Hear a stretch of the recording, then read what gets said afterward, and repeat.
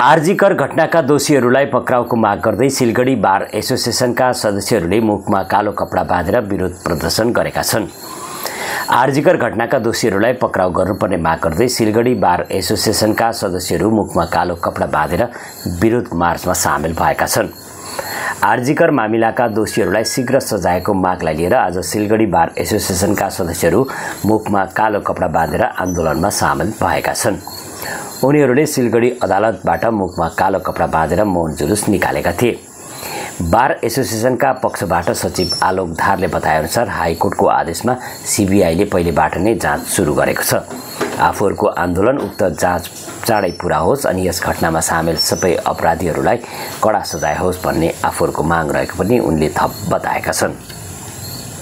আমরা প্রকৃত চেয়ে আমরা রাস্তায় নেমেছি লয়াররা। আমরা আজকে একটা মৌন মিছিল করছি। আমরা চাইছি যে এটা যেন প্রকৃত দোষী যারা আছে তারা যেন শাস্তি পায়, দ্রুত বিচার চাই আমরা। এই কোর্ট থেকে হয়ে আমরা ভেনাস মোড় হয়ে সেবক মোড় থেকে আমরা রিটার্ন করে আবার কোর্টে আমরা ফিরে আসবো। ঘটনাটা নতুন করে কিছু বলার নেই, সবাই জানে, এতদিন ধরে সংবাদ মাধ্যমে আছে, আপনারাও জানেন, জনগণও সবাই জানে। কিন্তু আমরা বিচার যেহেতু ডিলে হচ্ছে তার জন্য আমরা দ্রুত বিচার চেয়ে আমরা রাস্তায় নামছি আজকে। Actually justice delayed is justice denied.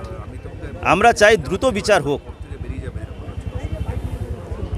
দ্রুত বিচার হোক, যাতে দোষী যারা আছে তারা যাতে শাস্তি পায়। যে কোনো তদন্তকারী সংস্থাই হোক না কেন আমরা চাইবো, তাদের কাছে রিকোয়েস্ট করব যাতে অতি দ্রুততার সঙ্গে এই বিচার প্রক্রিয়াটা সামনে আসে এবং দোষী যারা আছে তাদের যেন শাস্তি হয়।